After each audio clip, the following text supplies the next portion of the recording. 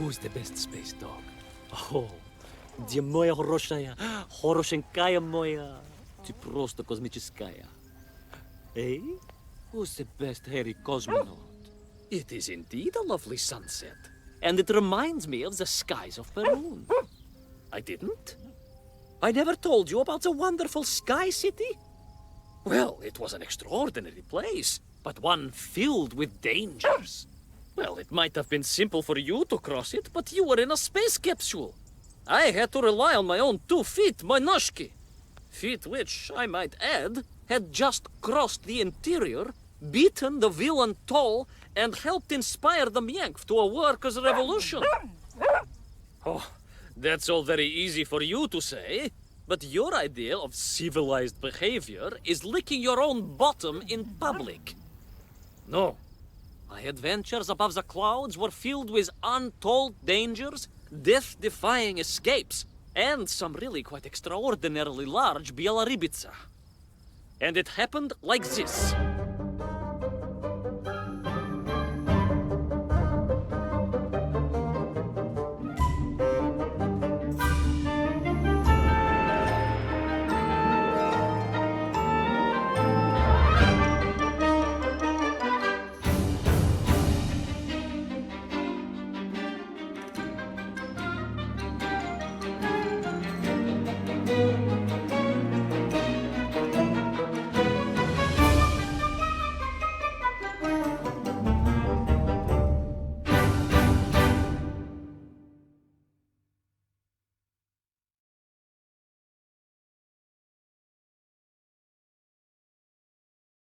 Weeks had passed since I left Plutonia, and one evening, exhausted, I simply fell asleep at the foot of a strange windmill. And when I awoke, well, that thought didn't cross my mind. I was exhausted after all. This is besides the point, my nosy canine friend. What matters is this. When I awoke, the windmill and the ground around it had been carried high into the air. What magic was this? Что за магия? As unlikely, perhaps, as a suitcase-sized dog orbiting the center of the Earth for many years. Quite.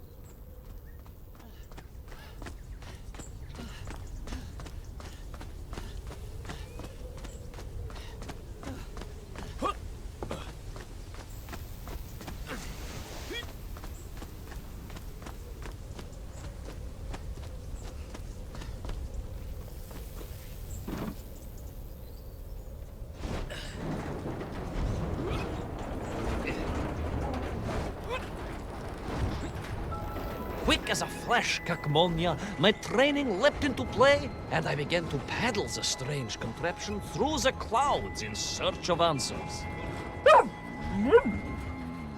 It is entirely possible that a miller who owns a windmill capable of levitating high into the air may also own a flying machine. Oh, now you're just being silly. May I continue my recounting of how I sailed over the sky gardens towards the mystical city of Peru? Oh, I must, my moj ušati drug. I must.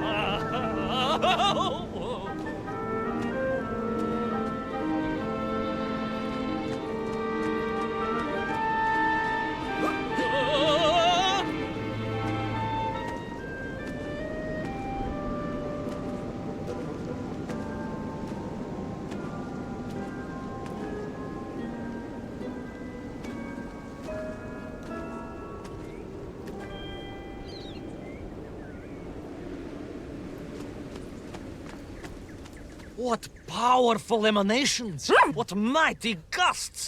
What an epic squall! They reminded me of Cousin Pavel, yes! But whereas his rearward zephyrs could curdle milk and tarnish the teaspoons, these magical wafts only serve to carry me aloft and onwards.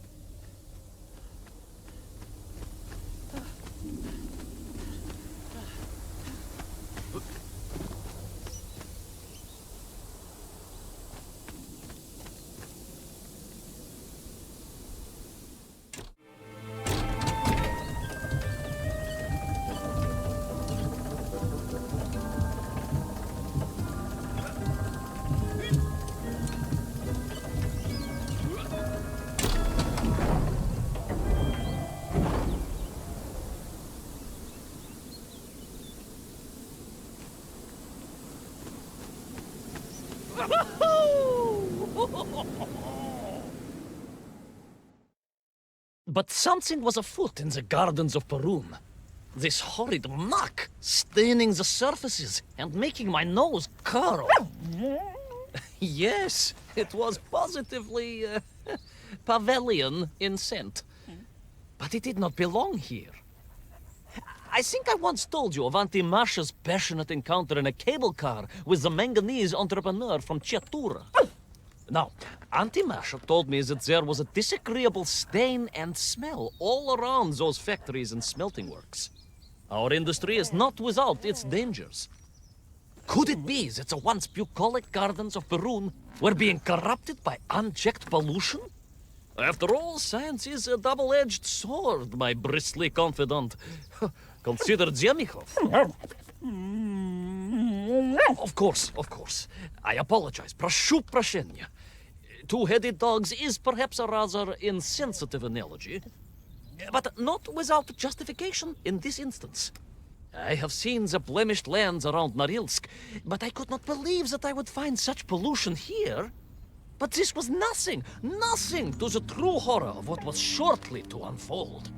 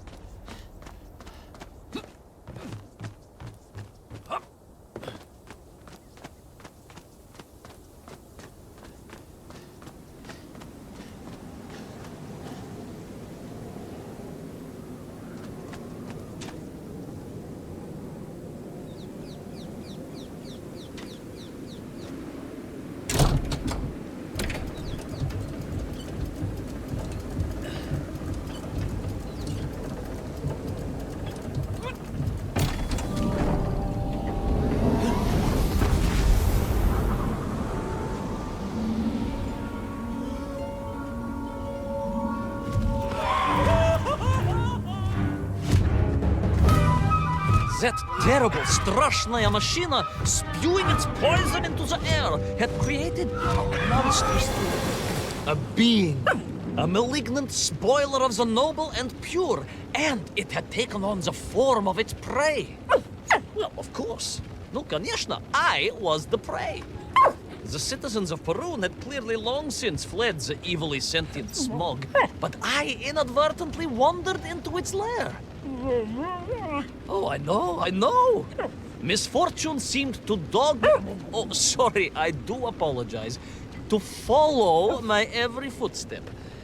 But no time to ponder, no time to bemoan the hand that fate had dealt me. No, all that was on my mind was escape, конечно.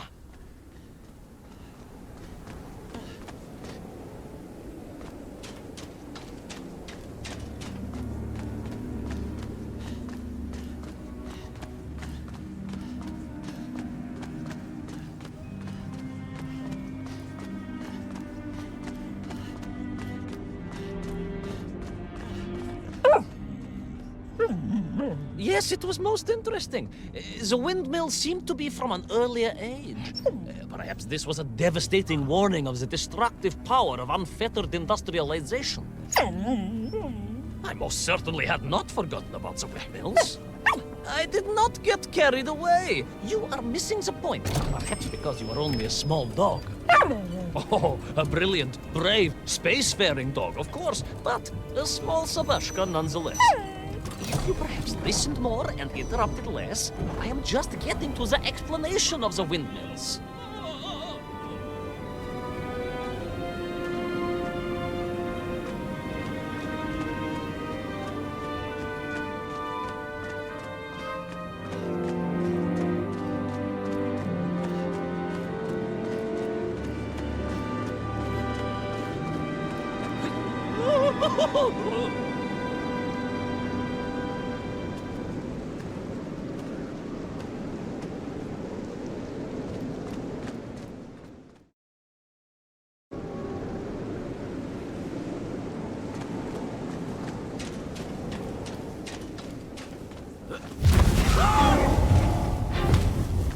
My stinking nemesis was back.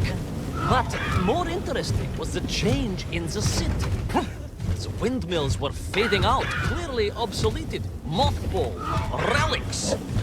Instead, a sense of an obsession with power was apparent. Vast engines, terrible machines, ever hungry and reliant on the rapid consumption of fuel, the production of toxic fumes and choking gases. Pride, my pushisti compadre, pride, ambitia, ambition, the dark side of science. Zemechov's had too many. Don't be ridiculous, dog. Only a durak with the intellectual capacity of a ringworm would think windmills are in any way harmful.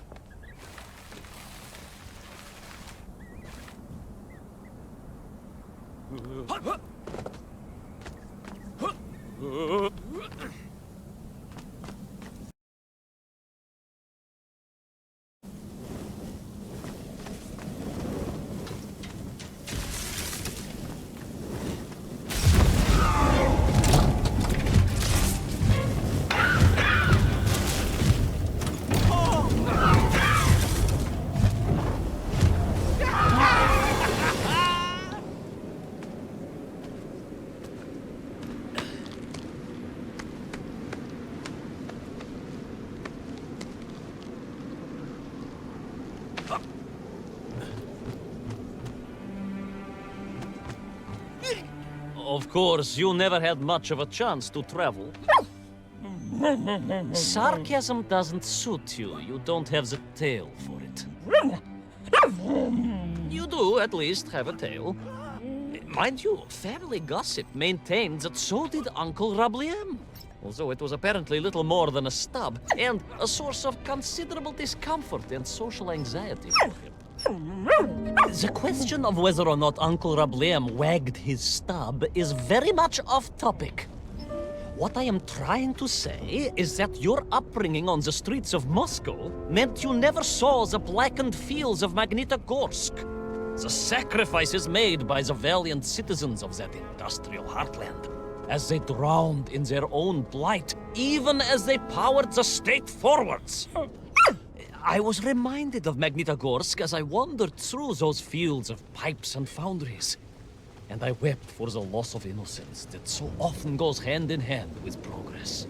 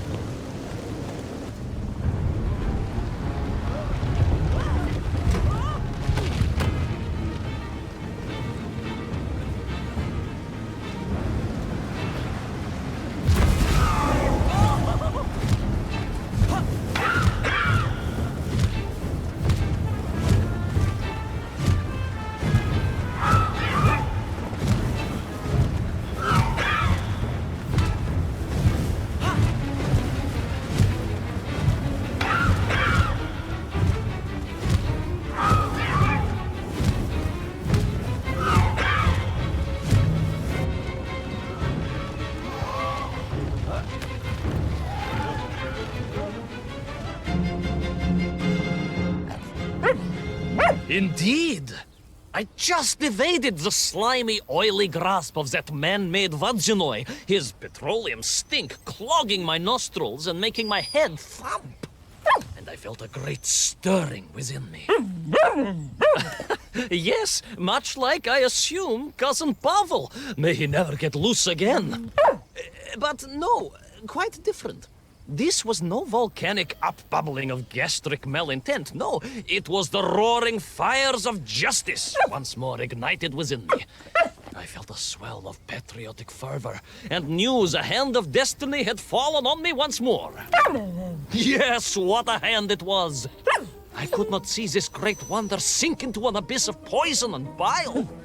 The Perunians may have been forced to abandon their city, but I had saved the world once before and was ready to answer the call again.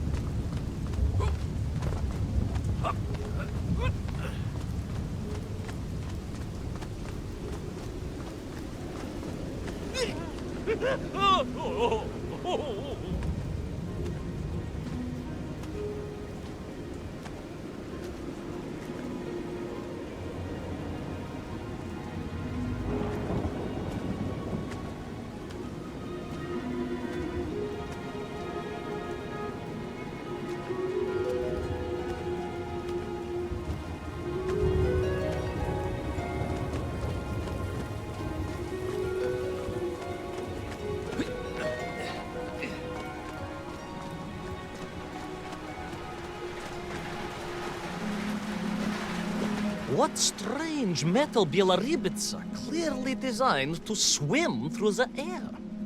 I was amazed. And there was more.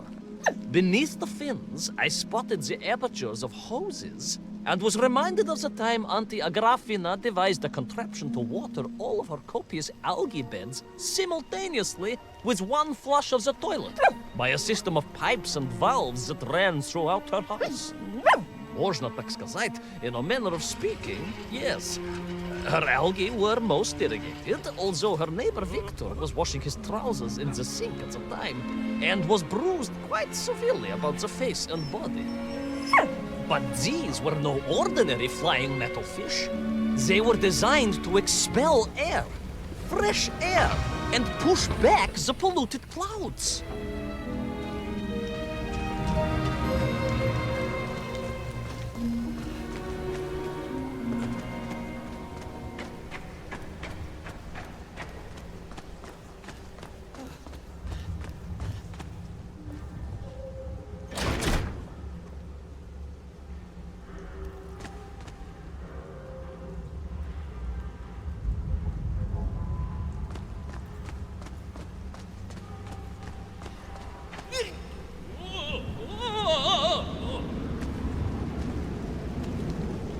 There is, of course, a fine tradition of looking to nature to solve problems of a scientific or military persuasion.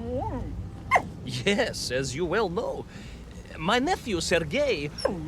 Yes, the very same. Poor lad with his dermatological eruptions.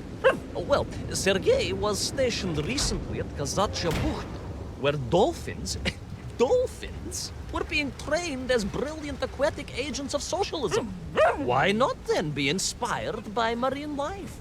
Why, there is a fish, I have heard, that can shoot jets of water from beneath the surface to knock its prey off little tiny twigs and into its mouth.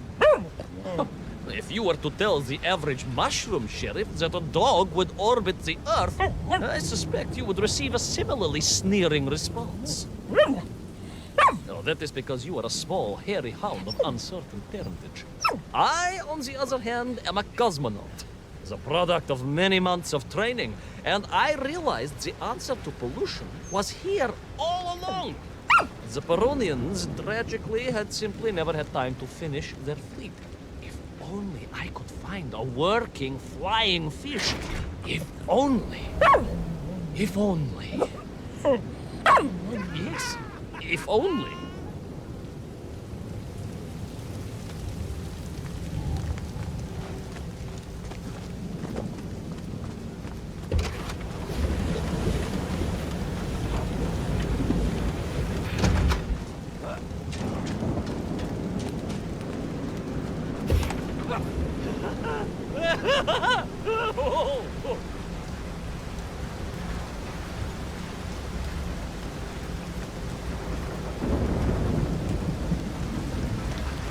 It made perfect sense, of course.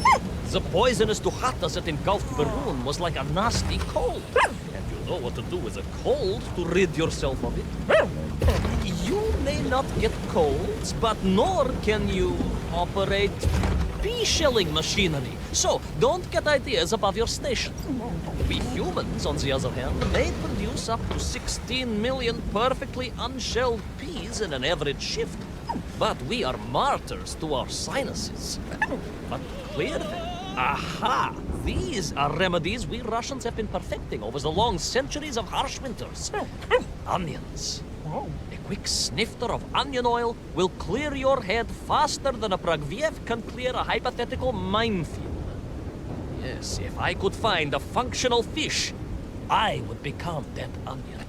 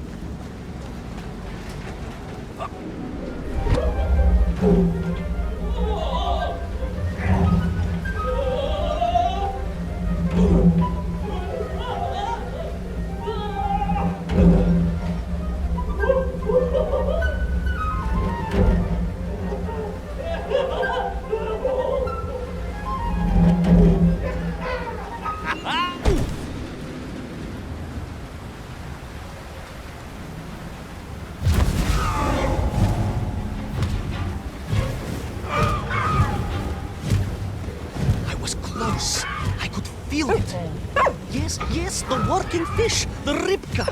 I could feel I was at the heart of Perun, and my noxious pursuer had renewed its chase with a terrible vigor.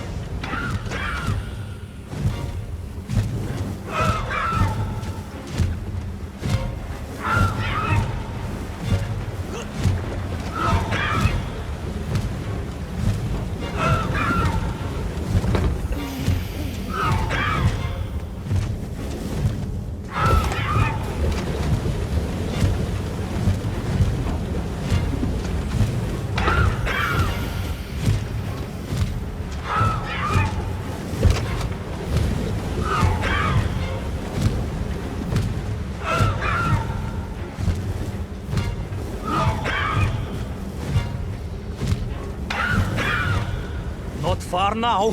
I just had to keep going, keep pushing. It's almost as if you knew, Pavel. Uncanny. How about it?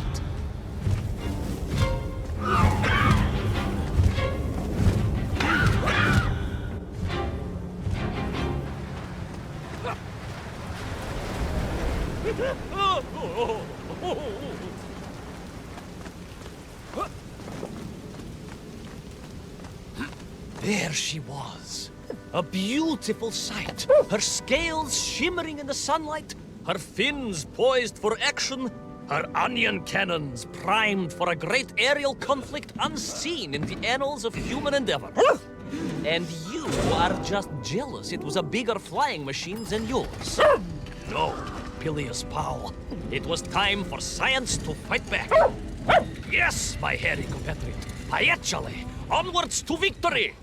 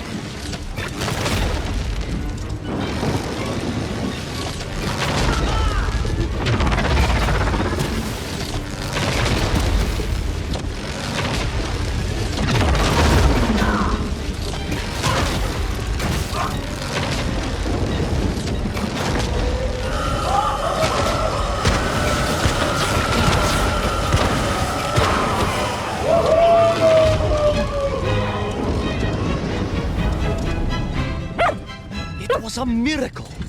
I found myself swooping through beautiful clear skies, the strange interior sunlight gleaming on the sides of my fishy vessel.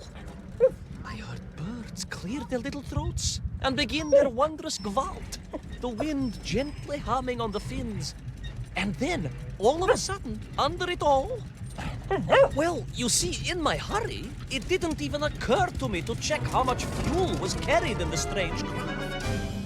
With a horrible splutter, the engines choked and died. And suddenly we were plummeting downwards towards our doom. I did not. A simple mistake that many have made. Why, my Aunt Agrafina met her untimely demise being late for a fungal sculpting seminar and making exactly the same error. Only, unfortunately, it left her stranded in sub-zero temperatures just outside Pravachitsinsk. She wasn't found until 18 years after her own funeral, but was perfectly preserved. Remarkable, really. It is beside the point, yes. So, there I was. My fabulous ship had become a terrible prison. I was hurtling to my almost certain death. My triumph turned to tragedy. But then... well, you know what happened next. Even so, moi magnati drug, that is a story for another time. A most extraordinary story, of course, filled with dangers and wonders, and canals, and invasions, and strange doorways to other worlds. But perhaps too long a story for now. Yes, indeed, my canine tabarish. Time for soup. Auntie Agrafina's famous borscht. Coming? You know, I think you really did have the happier time in Peru.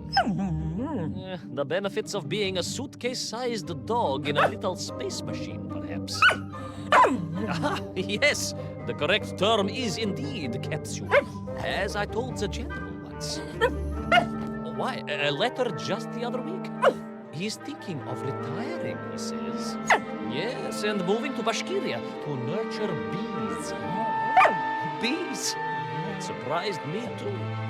I thought if animal husbandry was to be his passion, it would be a large, manly animal like elk, or bears, or a caban. Perhaps the bees he is thinking of are particularly militaristic.